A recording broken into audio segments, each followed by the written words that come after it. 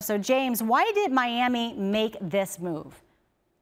Well, Prem, it was basically a salary dump and a personality dump with Mike Wallace. And I'll be the first to say Mike Wallace was absolutely not a bad guy. I got along with him very well in Miami. I actually covered him some in Pittsburgh. But his flaw was that he could not hide his frustration, like a lot of good receivers, by the way, when he didn't get the ball. And Miami's coaching staff, for those who are down here every day and work with the coaching staff and cover the team, know that head coach Joe Philbin and his staff do not like strong personalities. So they felt with his $9.9 million salary that he was due this year, although he was very productive, led the team in reception yards, had 10 touchdowns, led the team there.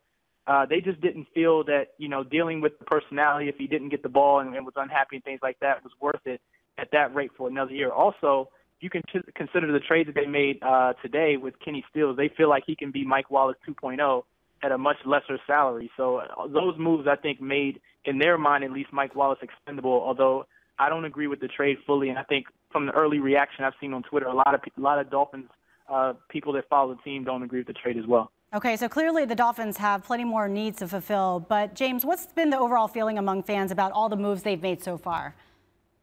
Mostly positive until about an hour ago.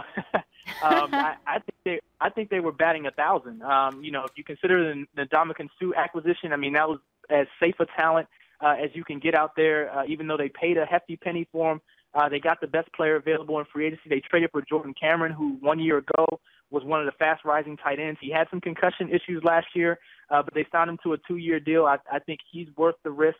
Even the Kenny Stills trade, when that happened earlier today, to trade with the New Orleans Saints for Donnell Ellerbe, who was a linebacker who was expendable and was injured last year. A lot of people thought that was a great trade, and I agree with it. But, this was the only thing, that I kind of disagree with. I know, it was a salary dump. They're going to pay Mike Wallace a lot of money, and they probably didn't want to deal with, if he would be unhappy if he wasn't getting the ball as much. But, in terms of the talent, I think as a coaching staff, you have to be able to deal with certain players like that. The Dallas Cowboys, are doing that with Dez Bryant. There are plenty of receivers around the league that complain when they don't get the ball. And, the Miami pretty much said they wanted to part ways with that and sort of, have a little more quiet locker room per se, going into next season.